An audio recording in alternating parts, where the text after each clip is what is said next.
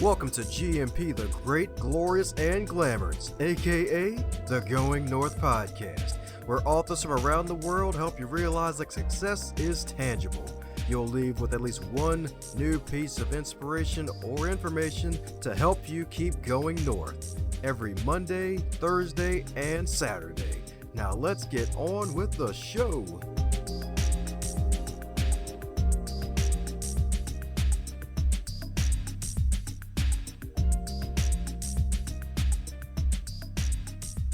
Today's episode is sponsored by book number 2 from Dominic Dom Brightman, Stay the Course, The Elite Performer's 7 Secret Keys to Sustainable Success.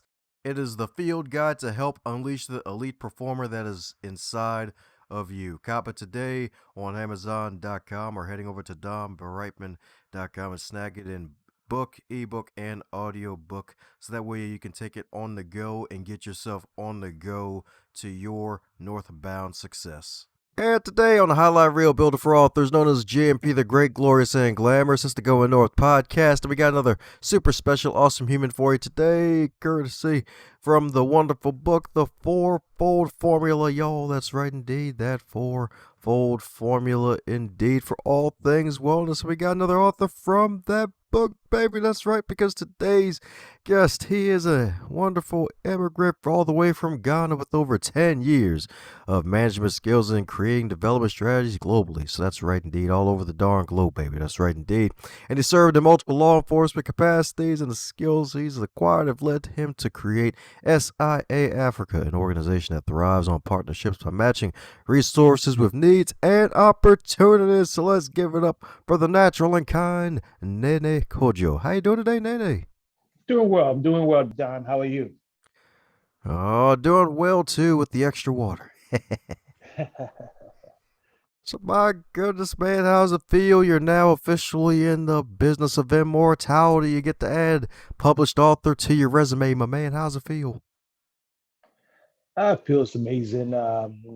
Very happy to have been given the opportunity to be part of this amazing journey with Peggy and and her crew.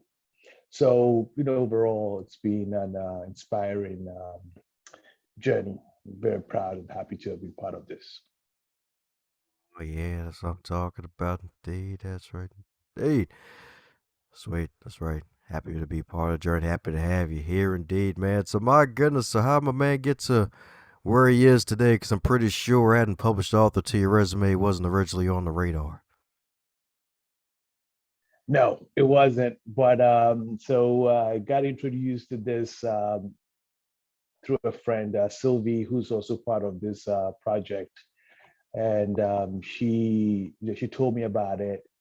And based on how she explained it to me, I got excited. And when I spoke to Peggy, um, it felt real and it felt like something I wanted to do. So so Sylvie brought me on, and I've enjoyed working with the whole team. That's right, indeed. Best friends forever, I guess. You gotta let the whole team get in on it. That's right, indeed. You gotta let the whole team get in on it, man. So my goodness, my goodness. So in the magical book, my man talks about how my man got to America and got hit with the ultra atomic bomb of culture shock, if I'm not mistaken. Yes, indeed. Yes, indeed. Taking the journey was actually not part of my original plan, but when the opportunity was given to me by my parents, I saw it as a good opportunity to take this journey. And going to all places, I landed in New York City, and yes, cultural shock it was, because everything was new to me. Even though I'd seen New York City on TV and the movies and stuff, um, actually being in it was something that was very interesting. At the same time, cultural shock, because here I was for one of my first encounters, stepping out of my comfort zone in my uncle's home, was to try and navigate the New York City subway.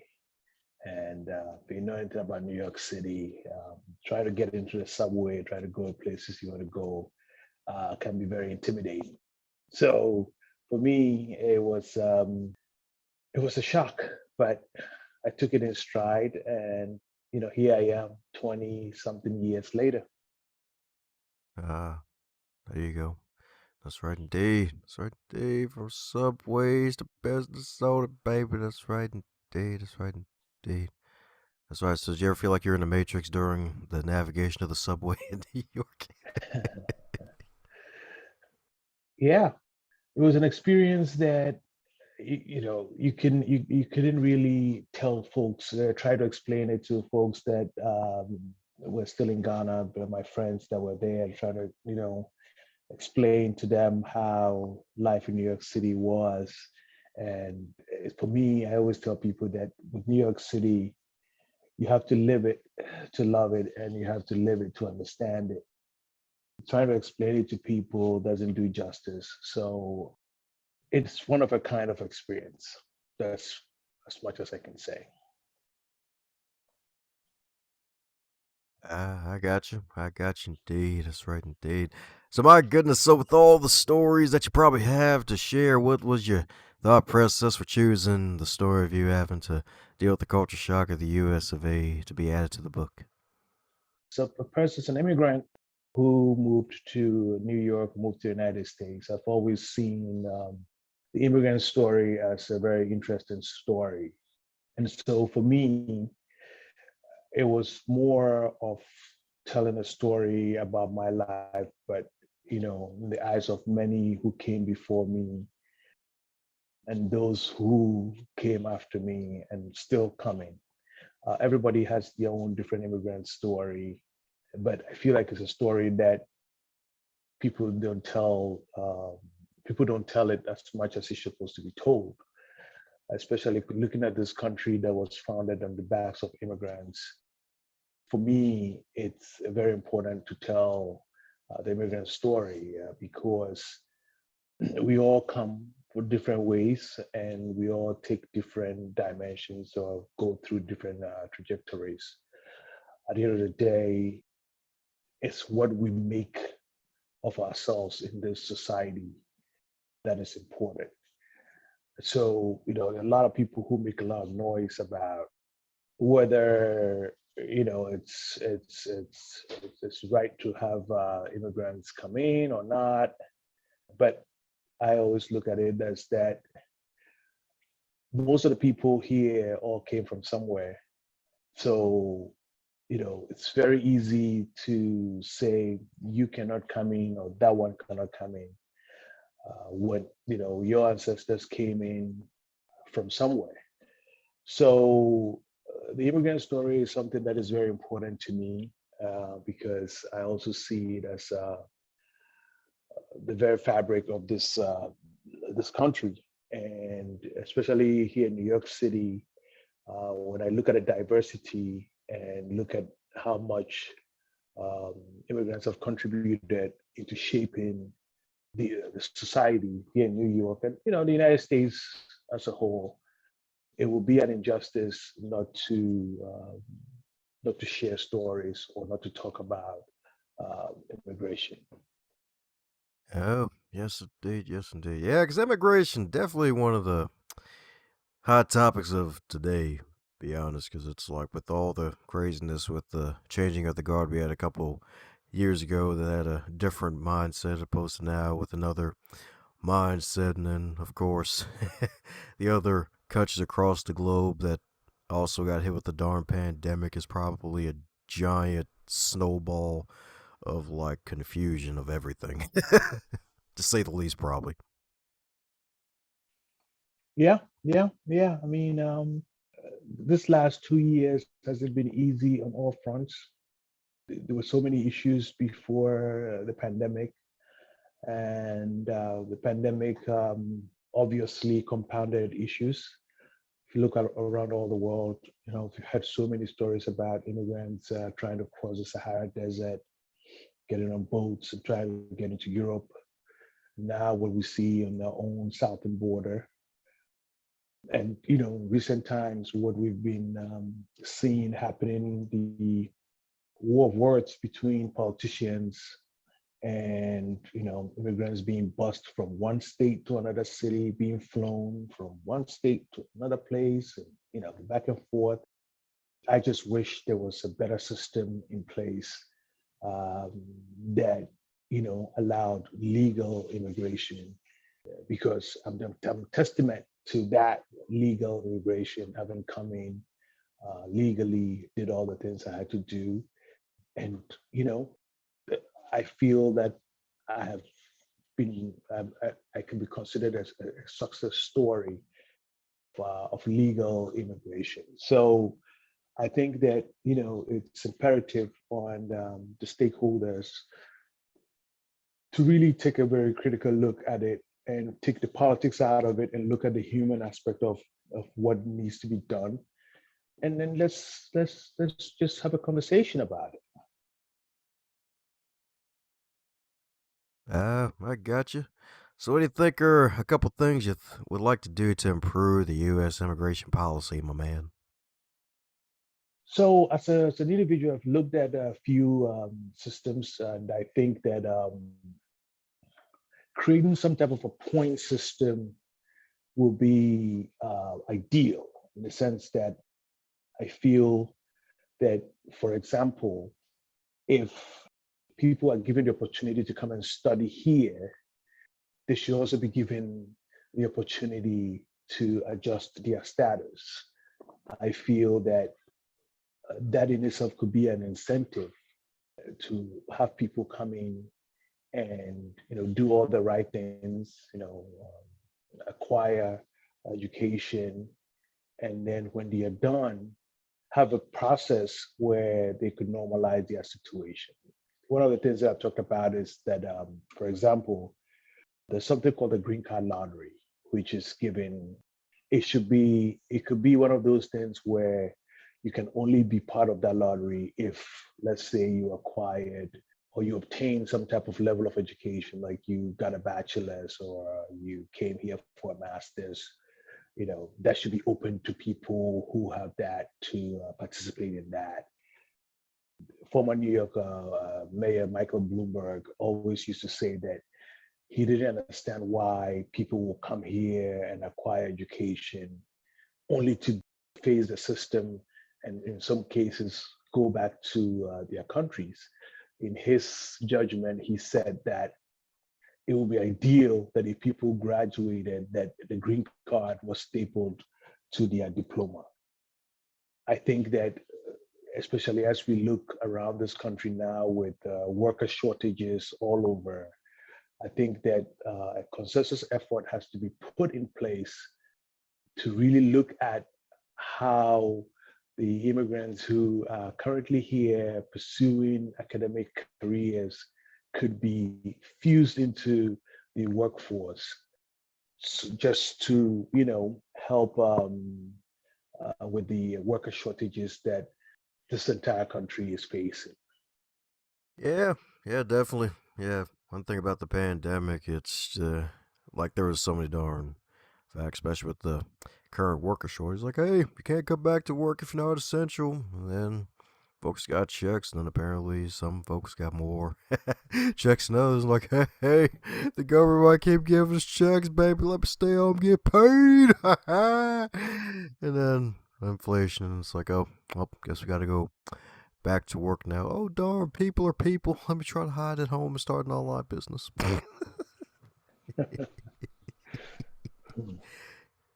Yes, indeed. Yes, indeed. So many factors, so many facts indeed. But yeah, man, definitely. And there's so many sides to that too. It's like, hey, stapling a green card to a freaking diploma. Like, really? Like, come on, y'all. Yeah, because some people really fight tooth and nail, even put their lives on the line to get here. So it's like, wow, like, really? Yes, indeed. But hey, I hear the good news is you actually stayed and you actually started an organization, man. So you actually decided to take what you've been given and build upon it, man. So what led to the founding of the SIA-Africa, my man? So just before the organization started, I had been contemplating a few things. I looked at, where I had come from and where I was. I also looked at how much opportunity I had been given in this society. And so I decided that it would be a good idea to give back in a certain way. And for me, the path to doing that was creating this organization, which is centered on matching resources with opportunities and needs. The sense that there's so many resources around the world, and there's so many opportunities and also needs around the world. So my concept was, how do we come up with a way where we can quickly identify opportunities or needs as they may be, and where are the resources that we can match needs and opportunities to. So, living in New York once again, just seeing just the everyday life, seeing what was possible, that was where the inspiration came from, that we had to do something about this. It wasn't like these things weren't being done already. People were doing different things, but we saw the need to, come in with a new strategy where a lot of what we were also doing was based on impact investments. So we wanted to do things that were sustainable and relevant using our network. The organization has gone through different phases, and every year, with every passing year, we see ourselves evolving. We see that the work that we're doing are touching so many lives, especially on the continent of Africa, um, especially in areas like women education, women health. Um, we continue to grow, and the desire is that we will find more resources and also identify more opportunities and make the matches happen.